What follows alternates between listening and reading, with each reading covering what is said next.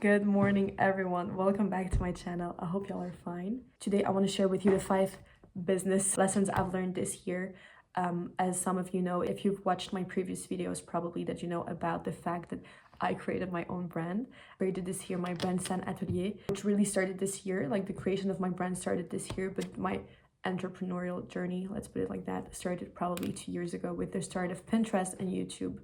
And today I want to teach you the 5 lessons I learned through the creation of my brand. Like, I just don't want to sell you this idea that I'm making so much money and I'm going to teach you about how to make money. I'm not going to teach you about money. I'm going to teach you about how the creation of my brand allows me to grow as a person. And I really realized in the past few weeks that my brand San Atelier will allow me to grow not only me personally, but like it's an exchange. I feel like my brand will allow me to grow and that my brand will grow through my growth. I don't know if that makes sense. Kind of an exchange. My brand and I are exchanging. So I think the first one is that business is and entrepreneurship is much harder than expected. Nowadays, I always say that. I feel like it's such a trend. Like entrepreneurship is such a trend. I feel like maybe the word behind it is misunderstood. Like I misunderstood it. I thought it was kind of a fun thing, an easy thing. Meanwhile, I realized this year that it's much, much, much harder than what I expected.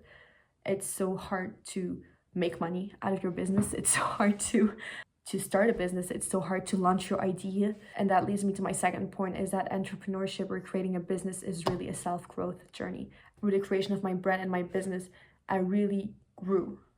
And it's not only like my brand grew, it's I grew first. This is what happened, is that I learned. I had to learn things the hard way or the easy way. I have made mistakes. I made also cool things. I grew a lot this year through my business. I was talking to someone, an entrepreneur that had a business, and he was telling me my business allows me to work on myself, because I was asking him, when do you work on yourself in terms of like when do you do self growth stuff? And I was really young at that point, I guess, and also maybe less mature, but he told me like my business is my growth and this is my self-improvement. And I was so confused. I was like, yeah, whatever, he's not working on himself.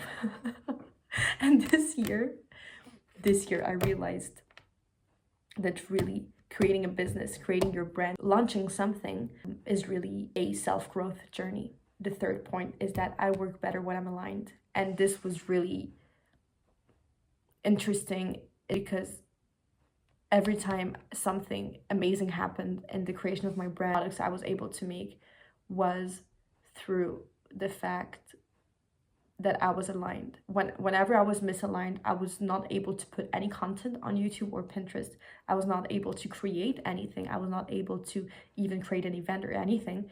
I was just not able to produce. And I think misalignment is what will cause maybe a lot of business failure. And I really realized this year that the more aligned I am, the better I can create, the more my brand strategy and vision and direction is clear, which is really what I want to have. I want to have the most aligned brand. I want to have the most aligned business with me, with my own values, and with the life I want to create. The more I was aligned within, the better my brand was. That was one. And so that also led me to really, I had to break that ego around business and around creation, because I was like, it's been a year, like some new things are supposed to happen, and yet nothing happened, because if I'm not aligned, nothing will work out. Or it will work out, but really with a lot of work. And I didn't want to put like the kind of work I've had to put into med school into my business, in terms of like, I didn't want to work against my alignment for business. Like, this is something I really felt strongly, is I was like, I work hard enough in med school. I don't want to work that way for my business. I want to work in a very aligned way for business. So that was really different and really interesting that year to understand that. The fourth point is that one small win is still a win. At the beginning of this year, I was able to do some events, and the events were really like, it's the first thing that happened this year concretely around my business and my brand San Atelier. And the first event, I remember I was talking to someone on the phone, and they were like, listen, it's still a huge thing that's happening. Like, you made an event, you invited people, and they paid you for an event. And I was like, yeah, but I only made like a certain amount of money. And they were like, what the freak? It's still like, you made something happen. Every win is a win.